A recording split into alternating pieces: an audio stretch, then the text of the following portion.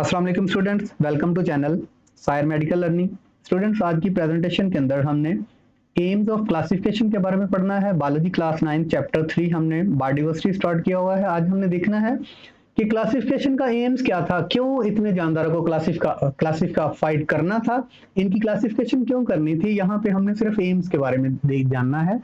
उसके बाद हमने देखना है कि जब जानदारों को क्लासिफिकेशन जब उनकी करनी है तो बेस क्या होगी, किन बातों से क्लासिफाइड करेंगे, क्लासिफिकेशन के लिए कौन सी बातें होंगी जिनको हम मद्देनजर रखते हुए जानदारों को ग्रुप्स में तकसीम कर देंगे। सबसे पहले एम्स देखते हैं। The branch of biology which deals with classification is called taxonomy. अब बायोलॉजी की ऐसी ब्रांच जिसके अंदर हम जानदारों की क्लासिफिकेशन करते हैं वो टैक्सोनॉमी है। And the branch which deal with classification and also traces the evolutionary history of organism is known as a systematic. Systematic की डेफिनेशन ये होगी कि उसके अंदर हम जानदारों की क्लासिफिकेशन भी करते हैं और उसके बाद उनकी एवोल्यूशनरी हिस्ट्री भी जानते हैं, उनका इर्तिका भी जानते हैं कि वो कैसे, मतलब माजी के अंदर उनका आपस में क्या ताल्लुक था, ये एवोल्यूशनरी हिस्ट्री है। जब उसके बारे में भी हम जानेंगे क्लासिफिकेशन में तो सिस्टमैटिक्स होगा।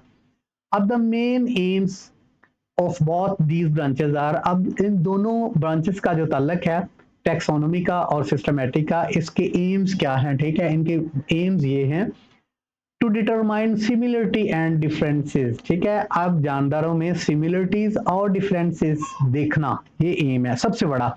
अब देखना है कौन से जानदार में सिमिलरिटीज हैं, कौन सा डिफरेंस है। अब सिमिलरिटीज वाले जानदार मैं आपको बताने लगा हूं।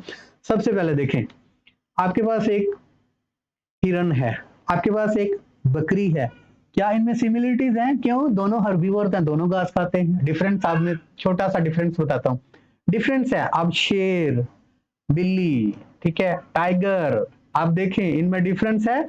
अब हिरन में, बकरी में और शेर टाइगर में डिफरेंस है ना। ऐसे ही यही बेस है स्टूडेंट क्लासिफिकेशन की कि सिमिलरिटीज देखनी है। एक स्पैरो के अंदर, एक चिड़िया के अंदर और एक पिजन के अंदर, एक कबूतर के अंदर सिमिलरिटी है ना, ठीक है। अब कहीं वो इंसेक्ट से मिलता है, वो कभी नहीं मिलते। अब इन्हीं बेस पे क्लासिफिकेशन का एम्स था कि जानदारों में सिमिलरिटीज को तलाश किया जाए और डिफरेंसेस को देखा जाए अमंग ऑर्गेनिज्म के दरमियान, so that they can be studied easily, ताकि इनको आसानी से अंडरस्टैंड किया जा सके, समझा जा सके, पढ़ा जा सके। इसलिए ये मकसद था कि इनकी सिमिलरिटीज और डिफरेंसेस जो जानदारों में था इसका मुताला करना था, एक मकसद। दूसरा मकसद था to find the evolutionary relationship. Evolutionary relationship देखना था, कि देखना है, आप देखें, आप एवोल्यूशनरी रिलेशनशिप ये है कि साइंटिस्ट कहते हैं कि बंदर का इंसान का एवोल्यूशनरी रिलेशनशिप था, ठीक है। अब कहा जाता है कि जो डायनासोर प्रेजेंट थे दुनिया में, अब इनका तल्लुक कहते हैं, ये जो हम लेजर्ड्स है, क्रोकोडाइल है, कहते हैं इनका कोई उनके साथ रिलेशन था, ठीक है। ये एवोल्यूशनरी रिलेशनशिप है जो जानदारों के दरमियान है। और अब प्रेजेंट जो रिलेशनशिप है बिल्ली शेर की खाला है, अब इस रिलेशन को ही हमने प्रूव करना है कि कैसे खाला है, ठीक है। अब ये तो कहावत है ना, लेकिन इस तरह के रिलेशनशिप को जो है वो एवोल्यूशनरी रिलेशनशिप में बदलते हैं साइंटिस्ट, देखते हैं कि माजी में कोई इनका तल्लुक था, ठीक है। तो ये एक एम्स था, ये दो एम्स थे क्लासिफिकेशन के जो आप एग्जाम के पॉइंट ऑफ व्यू से लिख सकते हैं। अब देखना है कि क्लासिफिकेशन की बेस क्या है, किन बातों से क्लासिफिकेशन करनी है, कौन सी बातें बेस हैं। अब जरा आप कंसंट्रेशन आपकी हो कि classification is based on relationship amongst organism and such relationship is got thorough similarities and characteristics। अब क्लासिफिकेशन जो है वो बेस करेगी ऑर्गेनिज्म के अंदर जो रिलेशनशिप है, और रिलेशनशिप बेस करेगा ऑर्गेनिज्म के अंदर सिमिलरिटीज और उसके बाद कैरेक्टरिस्टिक्स, किन जानदारों की सिमिलरिटीज आपस में है और किन का जो है वो आपस में है वो डिफरेंसेस है, ठीक है। इस बात पे क्लासिफिकेशन बेस करेगी, ठीक है। जिनकी सिमिलरिटीज कैरेक्टरिस्टिक्स होंगी उनको एक ग्रुप में रखा जाएगा। फॉर एग्जाम्पल हर्बीवर्स का एक ग्रुप बनाते हैं, ठीक है, कार्निवर्स का एक ग्रुप बनाते हैं, सब्जाखोरों का एक ग्रुप बना देते हैं, गोश्तखोरों का एक ग्रुप बना देते हैं, ठीक है, इंसेक्ट का एक ग्रुप बनाते हैं, बर्ड्स का एक ग्रुप बनाते हैं, ठीक है, उसके बाद एम्फीबियंस का एक ग्रुप बनाते हैं। ऐसे जिनकी खसूसियत आपस में मिलती होंगी उनको एक ग्रुप में, जिनका उनसे इख्तलाफ होगा उनको दूसरे ग्रुप में, बल्कि जिन जानदारों की खसूसियत आपस में मिलेंगी उनको एक ग्रुप में रखेंगे। ये पहली बेस। उसके बाद दी similarity suggests that all organisms are related to one another at some point in their evolutionary history। अब इसका मकसद ये था कि जानदार जो थे, सिमिलरिटीज का मकसद ये होता है कि कुछ ये सजेस्ट करती हैं कि कुछ जानदार जो थे ये इनका तल्लक माजी के अंदर, यानी सिमिलरिटीज ये कहती हैं कि माजी के अंदर एवोल्यूशनरी हिस्ट्री के अंदर इन जानदारों का आपस में तल्लक था। ये कोई किसी का कोई रिश्तेदार दूर नजदीक का था ये तमाम जानदार, जब इनकी सिमिलरिटीज आपस में मिलती हैं, ठीक है। उसके बाद however some organisms are more closely related than other। ये कहा जाता है, लेकिन हकीकत भी है कि कुछ ऑर्गेनिज्म का बहुत ही करीबी तल्लक होता है, ठीक है, एक दूसरे से। फॉर एग्जाम्पल स्पैरो, आप एक स्पैरो की एग्जाम्पल लें, are more closely related to pigeons, एक कबूतर के साथ उसका बहुत करीबी तल्लक है, देन टू इंसेक्ट, एक इंसेक्ट के मुकाबले में। अब हम कहें कि पिजन और स्पैरो का तल्लक जो है वो हाउस फ्लाई, घर वाली मक्खी इंसेक्ट है ना, हनी बी इंसेक्ट है, हम कहें कि इनके साथ तल्लक है तो नहीं, ठीक है।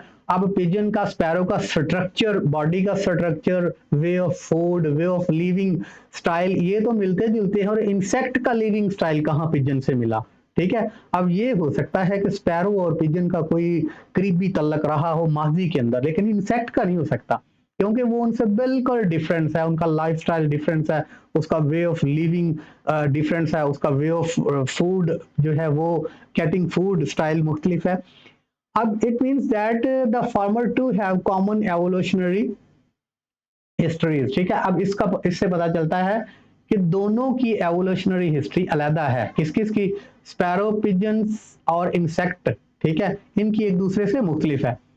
One biologists classify organism into groups and subgroups। जब biologists जानदारों को ग्रुपों में और सब ग्रुपों में तकसीम करते हैं, the similarities are seen in external and internal structure and stages of development। किन चीजों को देखा जाता है? सबसे पहले सिमिलरिटीज देखी जाती हैं, एक जैसी खसूसियात एक्सटर्नल और इंटरनल स्ट्रक्चर में। अब एक्सटर्नल स्ट्रक्चर, चिड़िया और जो पिजन है इसके पार होते हैं विंग्स है, दोनों वर्ड्स हैं, दोनों के विंग्स है, दोनों की चोंच है। एक्सटर्नल स्ट्रक्चर की बात करो, दोनों के फिन्स हैं, दोनों के पर हैं, ठीक है, दोनों उड़ते हैं, ठीक है। इंटरनल स्ट्रक्चर, दोनों के अंदर हार्ट प्रेजेंट है, दोनों के अंदर जो है वो लंग्स प्रेजेंट है, दोनों के अंदर वो जो है ना एक जैसा स्टोमिक है, दोनों के अंदर इंटेस्टाइनल एरिया एक जैसा है। ये एक इंटरनल स्ट्रक्चर की बात हो रही है। और डेवलपमेंट के स्टेजेस सेम हैं, ठीक है, वो भी अंडे देती है, अंडे से उसके बाद जो है ना वो एम्ब्रियो निकलता है, एम्ब्रियो के बाद उसको फीडिंग, दोनों फीडिंग करवाती हैं, दोनों फीडिंग के बाद वो डेवलपमेंट के प्रोसेस से गुजरता है, और एक जो है ना वो अडल्ट स्पैरो या अडल्ट पिजन। अब इनका डेवलपमेंट का जो प्रोसेस है इंटरनल भी और एक्सटर्नल भी एक दूसरे से मिलता जुलता है। अब इंसेक्ट इनके मुकाबले में देखें, इससे इनका मुकाबला नहीं किया जा सकता। कैरेक्टरिस्टिक सिमिलरिटीज पिजन और स्पैरो में है, ठीक है। ऐसे ही गाय भैंस आपस में मिलती जुलती है, ठीक है, शेर इनसे नहीं मिलता, ठीक है। अब modern genetics provide another type of information to taxonomist. अब जो मॉडर्न जेनेटिक्स है, बहुत से केसेस आपने देखा है सॉल्व नहीं होते, डीएनए करें जी, डीएनए जो केमिकल टेस्ट होता है वो केमिकल टेस्ट कहता है कि किसका स्ट्रक्चर केमिकल किससे मिलता जुलता है। अब ये जो है ये आज के जदीद दौर के अंदर मॉडर्न जेनेटिक्स है, ठीक है। अब the similarities and differences in the DNA of two studied organism can be used for getting idea about similarities and differences। अब जो डीएनए है, अगर इसका केमिकल डीएनए का जो केमिकल टेस्ट किया जाता है उसमें सिमिलरिटीज का पता चलता है कि किस स्पेशीज, किस जो ऑर्गेनिज्म है किसका तल्लक आपस में मिलता है और किसके अंदर डिफरेंस है, ठीक है। In their structure and function, structure और फंक्शन के अंदर जो है वो डिफरेंस डीएनए बताता है।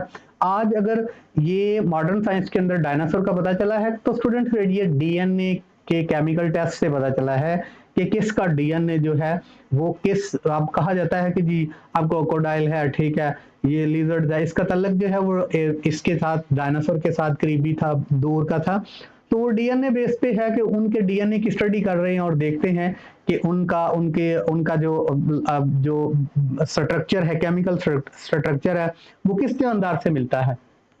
तो ये बेस थी स्टूडेंट्स क्लासिफिकेशन की। इन बातों से हम जो है वो क्लासिफिकेशन की बेस करते हैं कि सिमिलरिटीज जो हैं वो ज्यादातर जानदारों की देखी गई हैं, और सिमिलर जानदारों के एक जैसे ग्रुप बनाए हैं, डिफरेंस जानदारों के, इनसे डिफरेंट जो जानदार हैं उनके मुख्तलिफ ग्रुप बनाए हैं। अब एम्स और जो बेस है क्लासिफिकेशन सिस्टम की, इसके बारे में हमने डिटेल से पढ़ा। इंशाल्लाह अगले लेक्चर में जो है वो नेक्स्ट हमारा जो टॉपिक होगा उसके बारे में पढ़ेंगे।